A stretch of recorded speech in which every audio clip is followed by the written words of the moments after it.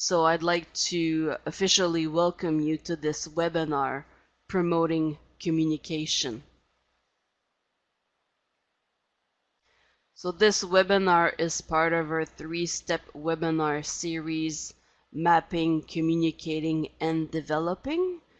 Previous webinar recordings are available on the Teaching Continuity website. My goal for the next hour is to present the communication tools available on Brightspace, discuss best pedagogical practices, discuss pitfalls to avoid. We will also jump into Brightspace to explore the settings related to these tools. And just a quick reminder, so the virtual campus at the University of Ottawa is powered by Brightspace from D2L Desire to Learn, so I tend to refer to Brightspace. It's simpler.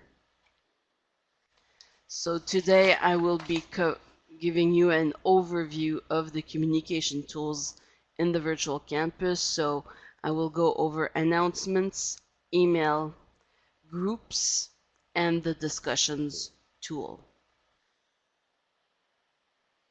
If we get started and discuss the announcements, so they can be used to update and inform your students. You can generate and post these announcements right from Brightspace. And there are some control settings for you to post these announcements. So I'll go ahead and jump into Brightspace. There might be a slight delay. Okay, so here I'm in a training space in Brightspace. It mimics a course space. So right in my navigation bar, I do have an announcements tab. If it's not the case for your Brightspace environment, we can always go to course admin, and announcements can be found under the communication heading. Okay. So to create an announcement, it's pretty easy. I'll click on New Announcement.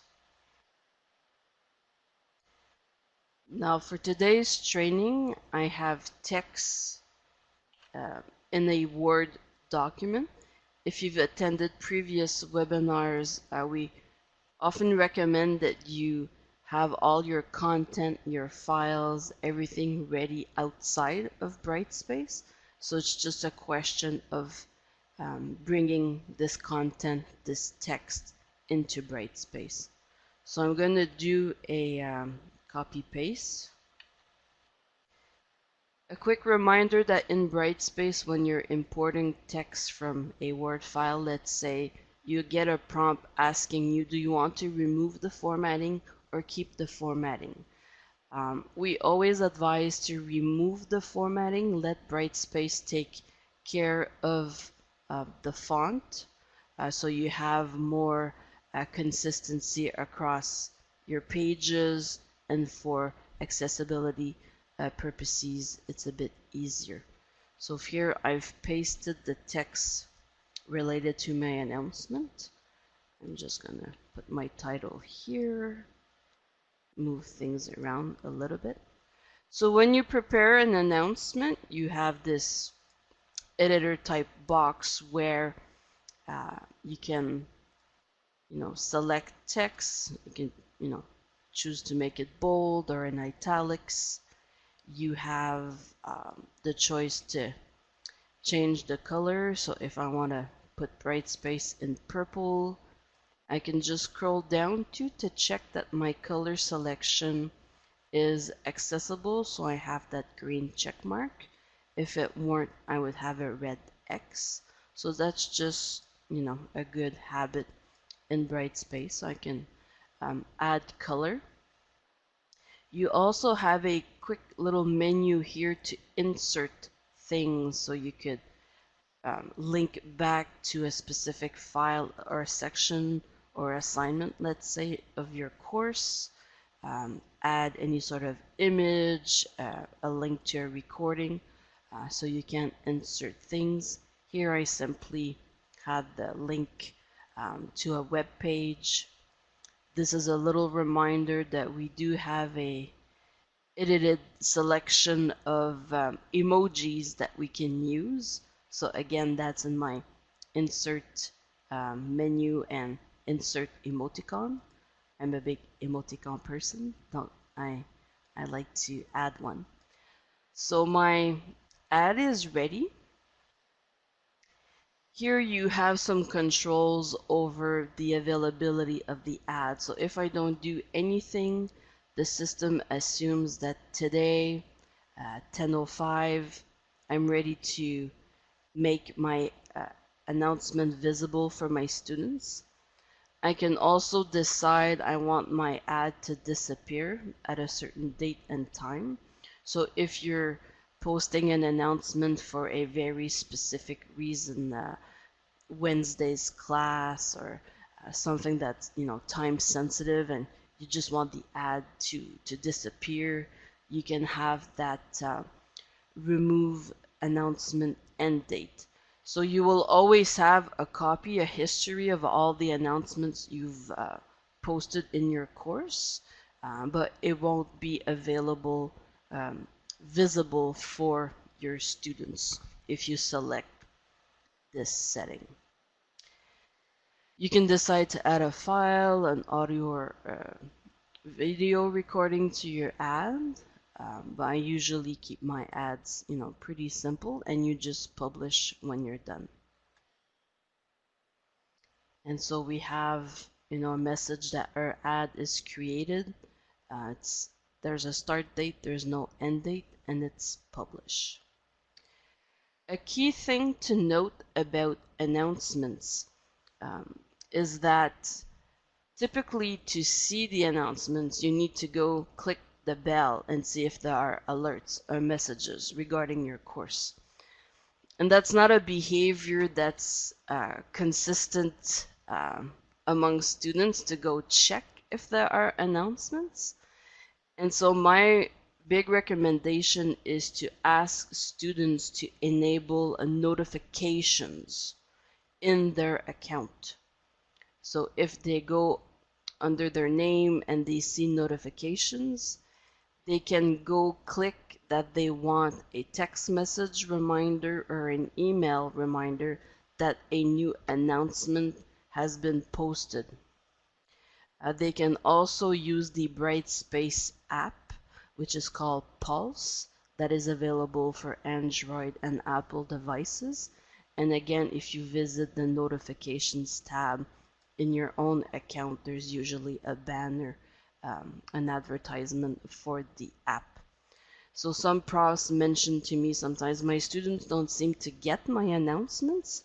The tip is to ask them to subscribe to a notification. And just a quick reminder too that the settings that you select in your account vis-a-vis notifications don't carry over to your student's account. So each student must go in their account and select whatever notifications they want. There's two types for announcements. There are other that they can click them all or click just a few, but it's a selection they need to make. Okay.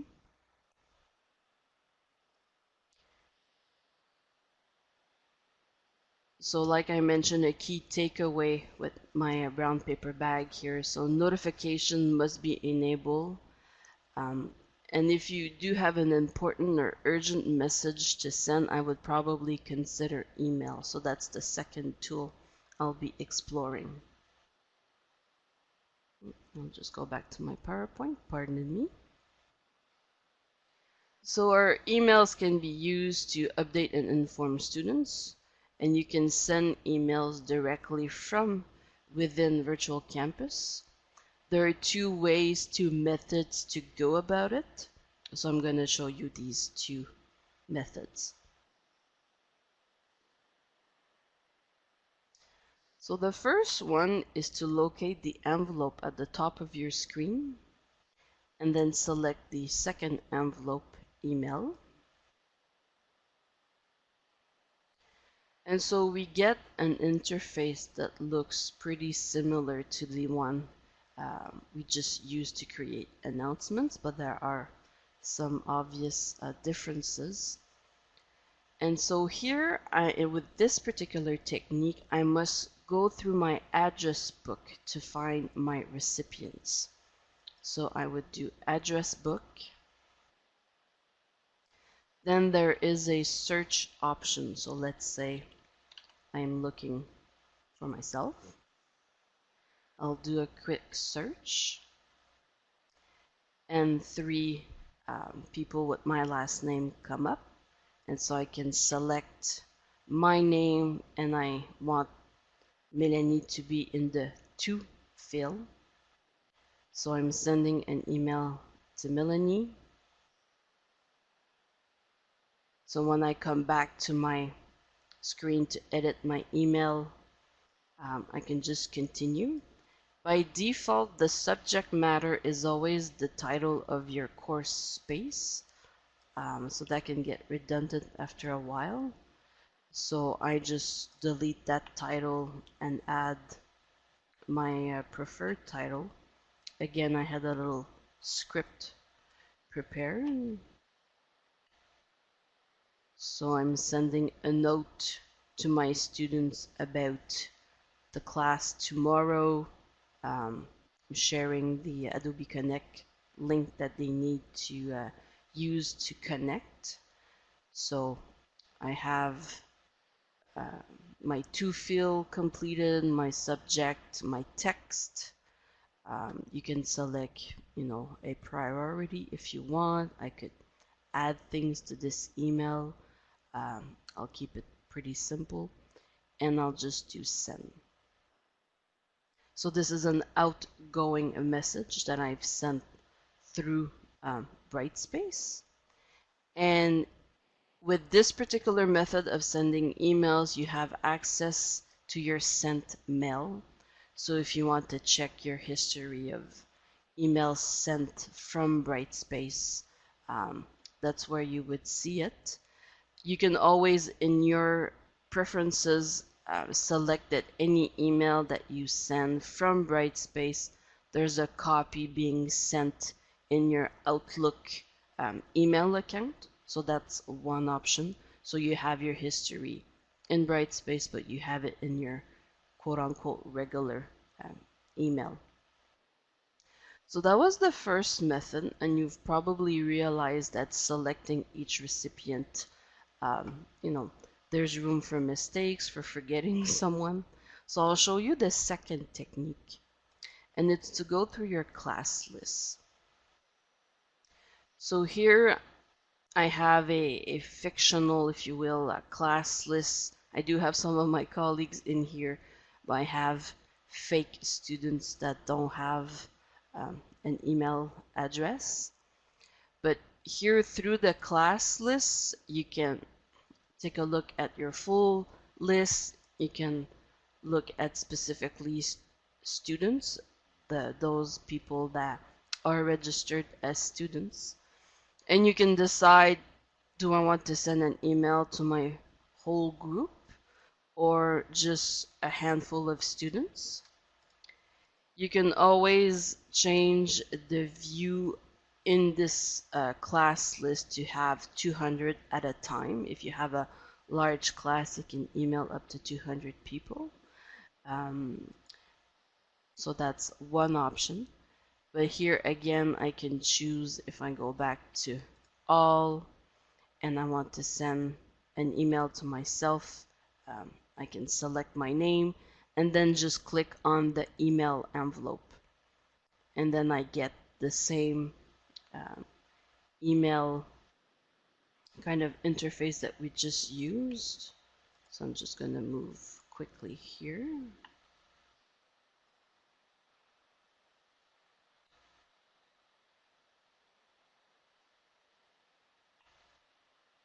And then I can send.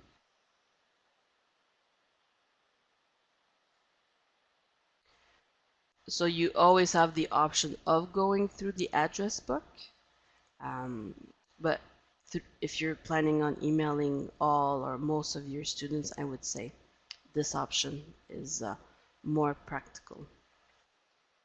So I was saying these emails are outgoing emails to your students, but if you're curious, if you're getting responses to your emails, or if you want to have access to your Outlook inbox while you're in Brightspace, just note that on the home page of Brightspace, there's now a widget that allows you to connect to your inbox. So we're not creating different accounts. It's, your same UOttawa address, but if you want that flexibility to check incoming and outgoing emails from your account, you can do that. But the two email methods I showed you today, they're more outgoing emails, and if you get responses, you will see those in your regular email, your Outlook account. So the key takeaways with email, so I do find the class list method is most user-friendly of the two. I prefer emails for more important or urgent messages. And like I said, these are outgoing emails only.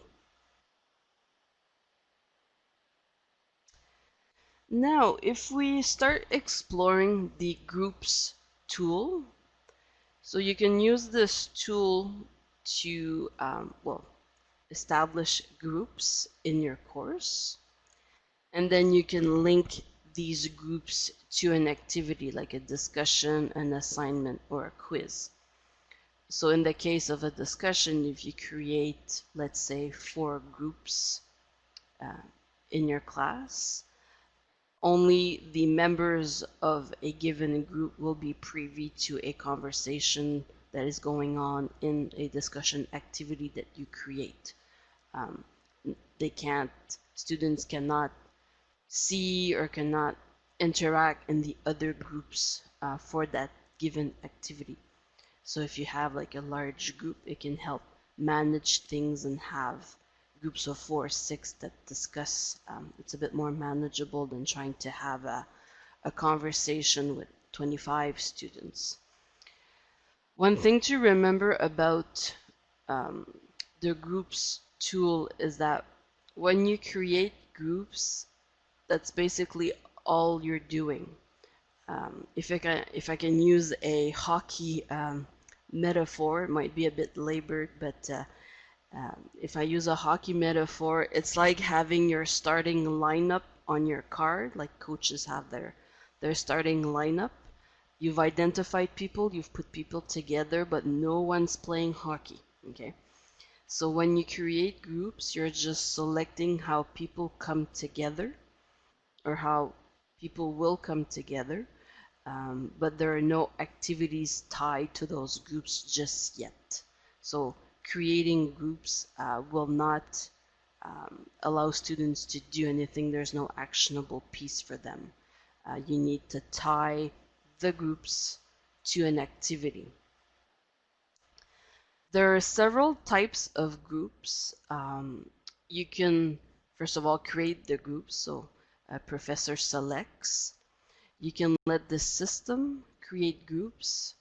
You can let your students self-enroll into groups. And there's also the neat option of creating groups of one. You might be thinking in the context of a webinar called Promoting Communications. A group of one, might not allow for much communication, but it is a valuable type of group if you're interested in creating a personal journal, a logbook, reflective type journal about one's professional practice or experiences. So it becomes like a personal journal that it's only the student and you who are privy to the entries that go into that journal. So it can be quite interesting, and I get questions on that quite frequently. So for the next little bit, I will go into the system and show you for each of these types of group what sort of options are there for you, what sort of settings that you can implement. Okay. In my particular space here, I have the groups tool right in my navigation bar. If that's not the case for you, we can go to learner. So I did course admin, and we can go to learner management, and the groups tool is there as well. So we will create a new group, and I've identified the groups that I want to create. So we're all neat and organized. So here I will be creating my groups of one for journaling purposes. It's up to you if you want to write a description to remind you why you've created this particular type of group. And here's where all the magic happens, is where it's the enrollment type box where you make your selections. And in terms of the groups of one, there's only one option, so it's the single user groups. So I will select that. In terms of advanced properties, there's not much to be concerned about. And like I mentioned earlier, I said you need to tie groups to a given activity. And right on this groups page, you're kind of reminded of that. It asks you, do you want to tie this group to a discussion area, a locker, or an assignment?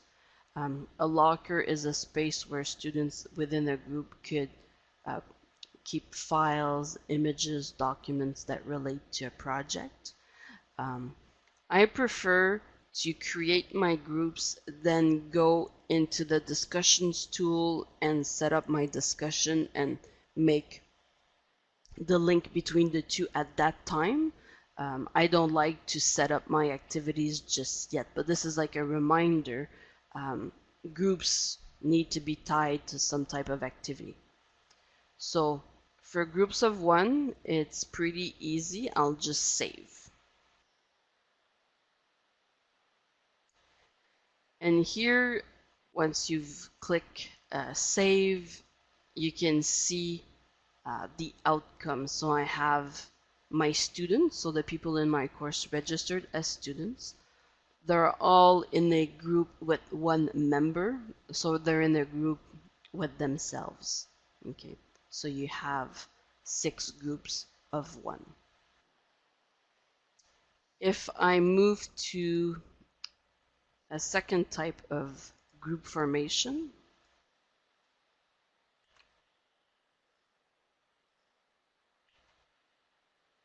so here I will let the system, so Brightspace, select, but I can decide that I want 4 groups. So again, I can add a description. So system selects, and I want 4 group. So I have 2 options when it comes to the system making decision. I can say groups of a certain number or a certain number of groups. And so here I mention I want 4 groups, and I enter 4. I don't at this particular juncture want to restrict the enrollment, so I leave it as is. You have the option here to create a little nickname or prefix for this group. Here I won't be too creative. I'll just do SYS dash, so system created. Some profs have fun here, put creative names for their groups. I'll click that I want to auto-enroll new users. So if you have new students coming into your course, there might have been a delay with the registrar, or they register late to your course. You want to make sure that the system scans your class list and make sure that everybody is assigned to a group. And if you so feel, you can randomize users in groups so that will assure that the system looks um, in your whole class list, not just select the A and B's, at the beginning of your list. So it'll be a nice mix. And again, here you have options to start creating activities, which I will ignore for now. And I click save. And so we now see that I have 4 groups as per my specification. They all start with, system dash 1 through 4. And the system decided to do this sort of group membership. So I have 2 people, 2 people, 1 person in my groups.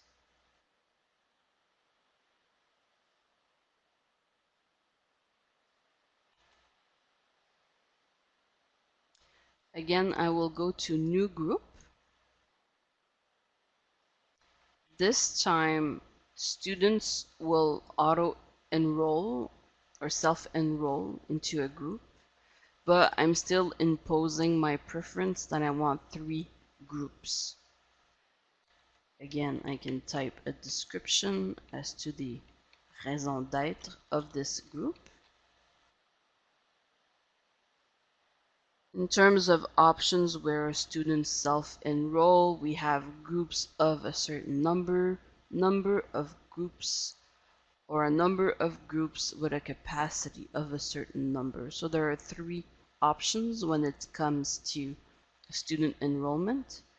I mentioned a number of groups. So number of groups, students self-enroll, and I want 3. Not gonna put any restrictions. As a group prefix, I can call it stu-dash.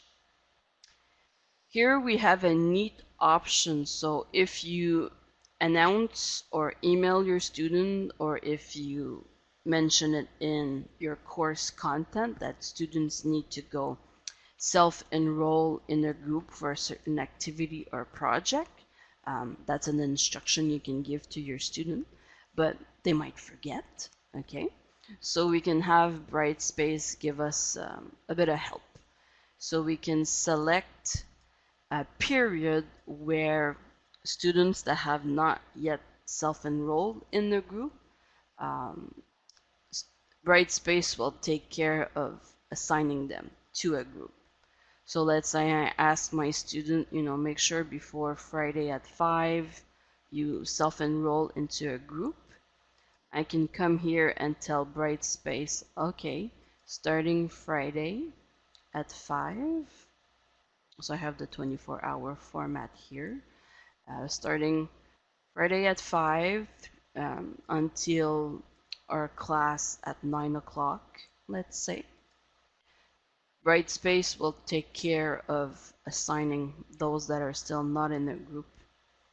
And you can even click this little box here saying, even after this period where Brightspace is on the lookout, if you will, it will still continue to enroll unenrolled students. Okay, so Brightspace does a little work for you. Again, you have the options in terms of activities, but for now I will just save. And now we see I've created 3 groups. We see 0 because students need to auto-enroll. So on their end, when they click on groups, or however you set up the instructions for them to go to the groups function, they will click if they want to auto-enroll in group 1, group 2, or group 3. Okay, so it's normal to see 0 at this particular point. Finally, my 4th type of group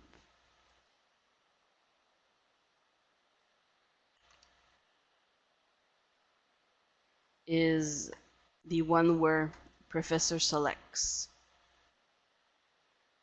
Again, I can include a description. And for the prof option, there's only one. So it prof manually enrolls and its number of groups. And then we can select, I want 4 groups, no restrictions. My prefix can be prof dash. No advanced properties here. The activities section I will leave, and I save. Now we mention it's the prof that is selecting, so we need to go and manually enroll students in these groups. So if I click on prof 1, I will go click enroll users. I see my students, and so I need to decide, okay, I want Aurora and Opus Magnum in group 1. Oh, I forgot to select. Can go back, enroll users, and save. So now I have 2 students in the first group. And you can see that there is room to make mistakes, to forget a student. But you still have that option to decide who you want in each group.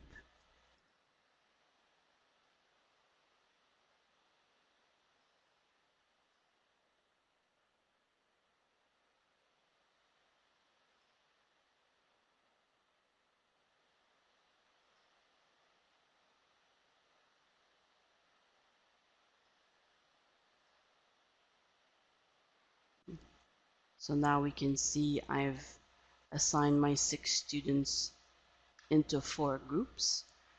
With all of these groups option, yes, there is a possibility to create a new group, like add a 5th group, or to modify membership. If a student leaves your course, decides to not continue with your course, they will be deleted, if you will, from a group, but the system won't reassign or reshuffle group membership. So you do need to pay a bit of attention to what your numbers look like. I always advise profs to think carefully about how they set their group. Can they accommodate new students that would come in? Are they fairly balanced? Has the system done its job? It can get touchy and difficult to shuffle groups or move people around, especially if there have been activities already, or if points have been assigned for different activities. So to be mindful of that when you're creating your groups. So if I go back to my slides here, so careful with the group sizes to not leave anybody out. With the group size too, a message I give, especially for discussion groups or activities that will be marked. Careful with groups of 2. Just as if you have someone who's late, someone who's sick, and one partner is waiting on the other for a text to be able to react or write their contribution, you'll get emails from stressed out students. So you might want to create groups of 3 or 4. So if you give a discussion activity or an assignment that's a 2-parter where students first write their own reflection, then they have a few days to comment on their peers' reflection. If you have 3 or 4 within a group, you have a bit more leeway there. Groups of 1, as I mentioned, for reflective journal, a logbook, it can be quite interesting. You can modify group membership, but it can get complicated if marks have been assigned. And you can use groups to limit or grant access to activities. I can always form two groups and decide group one will get, you know, midterm exam A and group two will get midterm exam B. So you can use groups in that sense as well. Now we get into the discussions tool. So the discussions tool can help promote exchanges between students rather than just between student and professor. And I like to view the discussion tools almost as a showcase or a gallery, if you want. Yes, students can communicate via, a written response, but it's a neat way to showcase videos, artistic contributions, like a concept map. You can have students visually depict a concept or an organizational structure. So if you have a discussion area that's open for the full course for all students where there are no restrictions per se, it can become this nice space where you navigate through students' contributions. So it's not strictly text based. So you can have them submit a video, um, you know, an audio file like a podcast. If it's a shared discussion area, it can become a spot to take note of resources that are useful in a given discipline. So you're building like a compendium of community resources, let's say. Discussions can be fun for a biography activity at the beginning of the term, so you can invite students to create or write their little biography, include pictures, links to music that they're into, so you have that sense of community, even though we're quite online right now at this summer and will likely be online for the fall term. You can use discussions for a debate. I've used this function this winter where uh, we started a debate in class all together, but then they had to go write and share their final thoughts in a discussion area, and the students could read their peers' answers.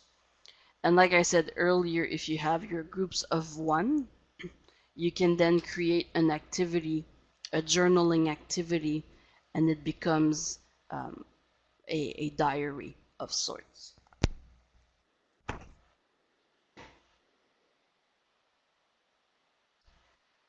So I will go into Brightspace and through course admin, I will locate my discussions tool, which is under communications. And we need to understand in Brightspace how things work. Um, So first of all, you need to create a forum and then your discussion topics, so where students actually discuss things or share things or post things, that happens at the topic level. So the topics need to be housed in a forum. So you must at minimum create one forum, or you can have multiple. So if you have one forum per module or per chapter, and you have different topics or activities within that forum, you're free to do that. Or you can have one umbrella forum for all of your discussion activities, your discussion topics for the semester. But at the minimum, we need to create one forum. So I will keep it simple this morning and say I'm creating a forum summer 2020 discussions. Okay. Brightspace reminds you that you can create your topic with this same title if you feel inclined to do that. I won't for the time being. Again, you're free to enter a description for, what's the purpose of this forum. Here there are options that I usually don't address at this level. I'm just creating my broad umbrella structure that will house my topic. So I'm not doing anything too fancy here. So I will save and close. So we see here I've created one forum, Summer 2020 discussions. Then I can add topic to this forum. So I will do that. I will add a topic. So now I'm really getting into a discussion activity that I'm proposing for my students.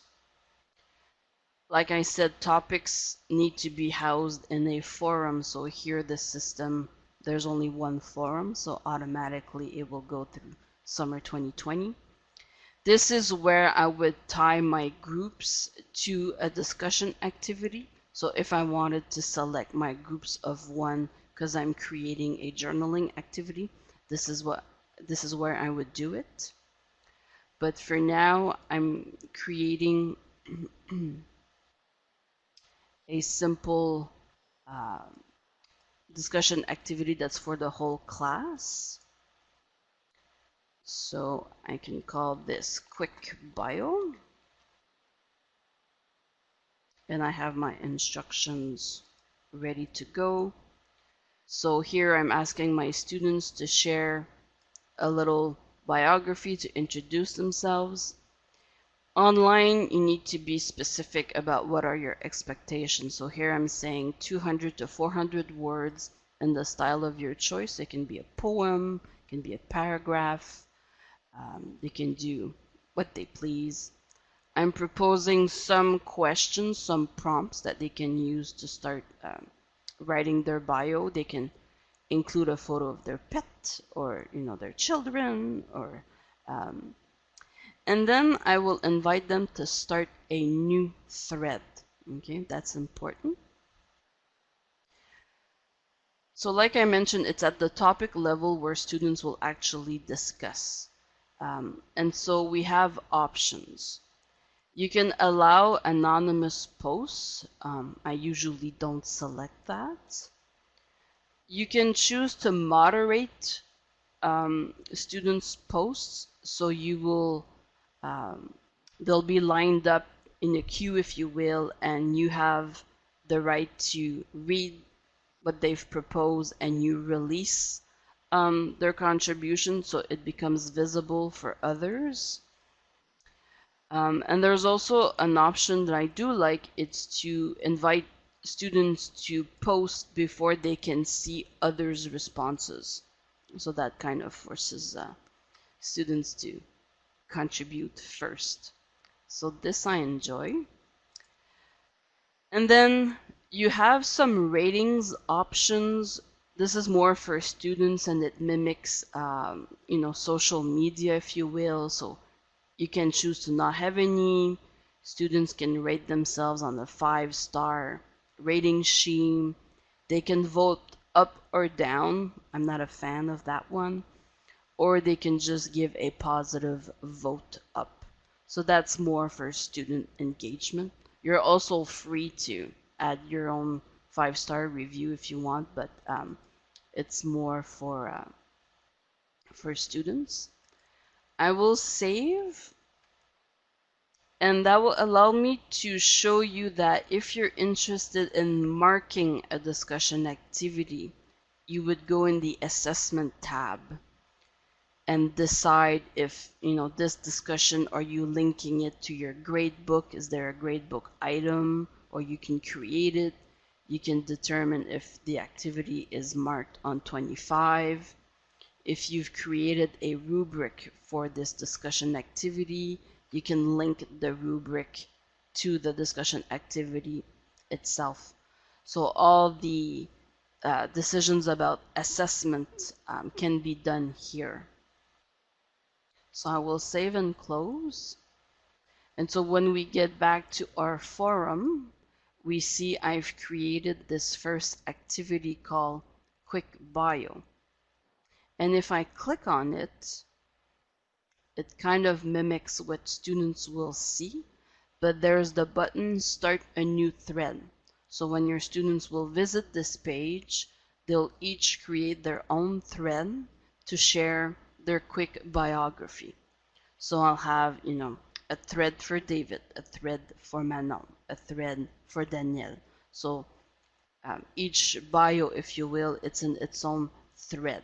So when you read one, you need to exit and move on to the next. They're all kind of individual. In contrast, I'll create a second discussion activity where students will reply to a thread. They won't create their own. So if I go back to my discussion list, I'm happy to stay under my summer 2020 forum, so I can add a topic, another topic, house under my summer 20 forum.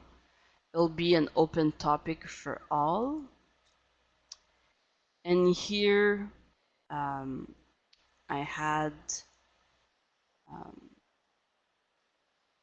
another activity ready to go. So it's a text based on the RBC. I put in my description, I remove the formatting. So here I have my instructions for students. I can include the link to the article because it's a web-based article.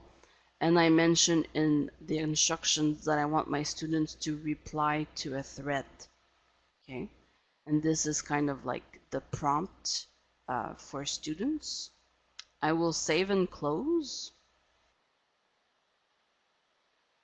And now we see RBC text is the second discussion activity in my summer 2020 forum. I will click on it. Then I will start the thread. And so I include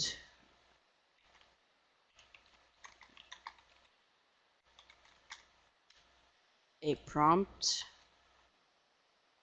So I'm asking, is John Baker right? Does he have an accurate read on the concept of change in universities? I will pin this thread so it stays at the top, and then I will post. So students will see, okay, Melanie Pera has this pinned tweet, pinned post, and if they click on it, they get to reply to my thread. So here what will happen is as students come in and reply to my thread, you'll see answers line up one under the other. So you have the sense of a more organic conversation where people are discussing the same topics. So you won't have the thread feel, if you will, of the bio activity.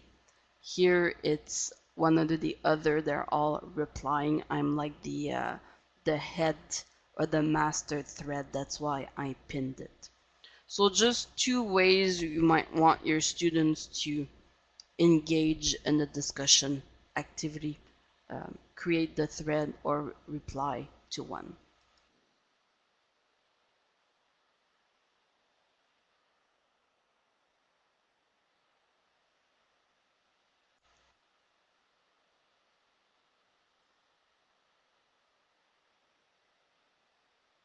So in terms of key takeaways, I mentioned this idea of creating a thread or replying to one. As I mentioned, you can tie a discussion activity to a group, and discussions can be graded. That's up to you. A few extra key takeaways for discussion groups. It's important to think about professor presence So to show your students that you're keeping an eye on the discussion, that you're there, it's not just busy work, pardon. So you are free to create your own post, or if you know, suggest a discussion activity to your students, you can wait 24 hours and go read the first few posts that have come in and provide a star rating or your own answer, and invite the other students to come join and add their contributions to show that you're there. Like I mentioned, I like the option of having students to contribute their own posts or their own creation before accessing their peers' contributions. And online, it is especially important to give instructions, share what are your expectations. Are you expecting a small novel or a paragraph or 600 words? Are there due dates? Are there mid-term kind of due dates where there's step one by this date, step two by this date? You need to really be explicit. And also the whole question of netiquette, so the etiquette of being on the net, to specify rules of engagement, things like don't write in capital letters that looks like you're screaming, don't use 18 emojis or things like that. So to write a good first statement before the first discussion activity. And you can progress as well, like the first activity, your students, you might just ask them to provide their bio, so it's just they come and they contribute. The next time they can come and contribute, then perhaps you ask them to reply to a peer. So you can progress that way, but always with a good sense of community. We're coming up on our hour, so just a few final remarks. We always recommend that you prepare your content outside of Brightspace. So think of your course, your needs, how you're organizing your course. Is it, modules? Is it chapters 1 through 10, to just make sure things are clear before you go and set up Brightspace.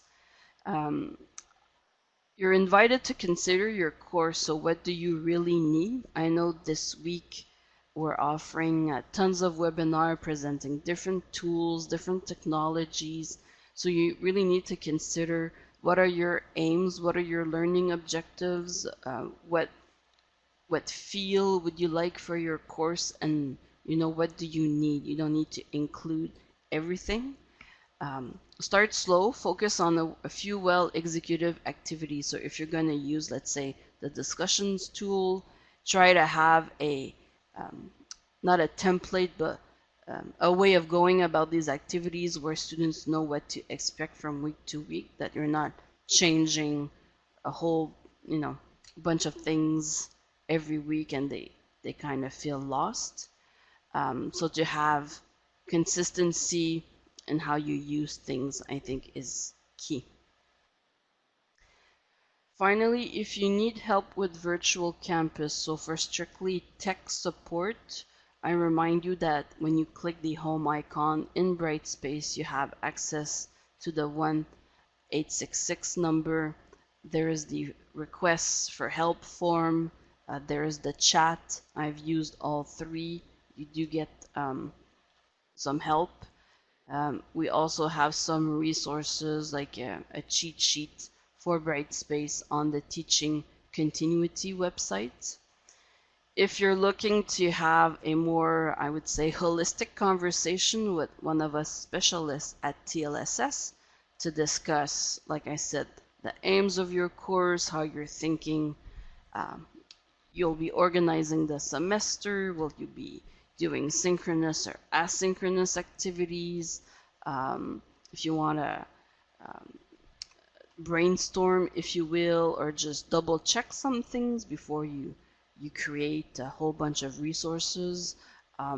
You're always invited to contact us to our main email address, and we check it multiple times a day, and your requests get sent to a specialist that might help you the same day or the day after we do these Adobe Connect appointments. We can even go look at your Brightspace environment if you want us to kind of review what you've done.